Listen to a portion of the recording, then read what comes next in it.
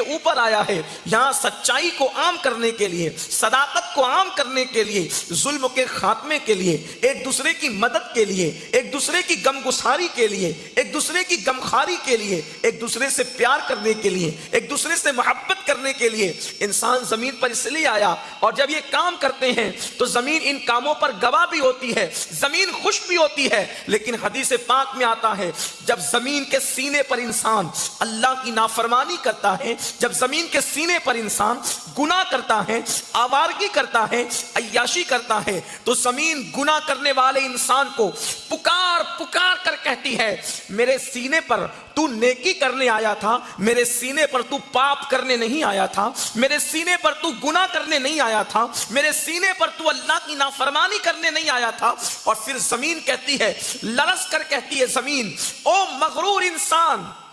او اللہ کی نافرمانی کرنے والے انسان، آج اگر تو میرے سینے پر اللہ کی نافرمانی کر رہا ہے تو اس دن کو یاد کر جب تجھے میرے ہی سینے میں دفن کیا جائے گا، اس دن تجھے تیرے غرور کا مزہ چکھاؤں گی، اس دن تجھے تیرے گھمنڈ کا مزہ چکھاؤں گی، اس دن تجھے تیرے تکبر کا مزہ چکھاؤں گی۔ میرے پیارے آقا صلی اللہ علیہ وسلم کے پیارے دیوانوں، انسان کو زمین پکار پکار کر کہتی ہے لیکن انسان سننے کے لیے تیار نہیں۔ وہ خطہ زمین جس کو انسان اللہ کی عبادت سے آباد کرنے آیا تھا، آج اسی زمین پر انسان اللہ کی نافرمانی کر رہا ہے، اور زمین اس کو پکار کر اس کے گھمنڈ کو، اس کے غرور کو، اس کے تکبر کو چیلنج کر رہی ہے، لیکن ہمیں سنائی نہیں دیتا۔ میرے پیارے آقا صلی اللہ علیہ وآلہ وسلم کے پیارے دیوانوں، آج لوگوں کی طبیعت نیک عمل کی بجائے گناہوں کی طرف آمادہ ہے، برائیوں کی طرف آمادہ ہے۔ اور یاد رکھیں، جہاں گناہ ہے وہاں فنا ہے،